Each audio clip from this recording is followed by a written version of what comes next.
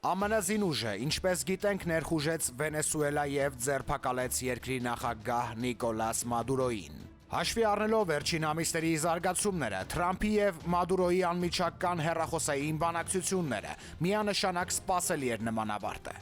Մադուրոն դիմադրելու շանս չուներ, իր երկիրը փորձեց զերծ պահել ծանր կորուստներից եւ գնաց գործարքի։ Եթե այս քայլով ԱՄՆ-ն վերջապես փոխի իր քաղաքականությունը Լատինական Ամերիկայի նկատմամբ եւ ամեն կերպ զարգացնի իր անմիջական հարևաններին, այդ դրախտային մայրցամաքը կդառնա ԱՄՆ-ի հենարան, տնտեսական ահռելի ծրագրերի իրականացման հարթակ։ Եթե ամերիկացիները Վենեսուելան եւ Լատինական Ամերիկայի երկրները մատնեն անտերության, այդ քաոսը արագ կհասնի ԱՄՆ։ Վերջապես ԱՄՆ-ն իր քթի տակ դրախտը թողած աշխարհով մեկ դրախտ է փնտրում։ Արդյունքում հայտնվելով գաղափարական մեկուսացման մեջ, կորցնելով հեղինակությունը։ Մադուրոյի օպերացիան ողջ Լատինական Ամերիկայի համար կարող է ազդարարել քայքայիչ տրոտսկիզմի, պսևդոսոցիալիզմի ավարտի մասին։ Այդ վիրուսը ներդրվել էր Սովետի կողմից։ ԱՄՆ-ի թողտվությամբ, քանզի ԱՄՆ-ն 1960-ականներից մինչև 70-ականներ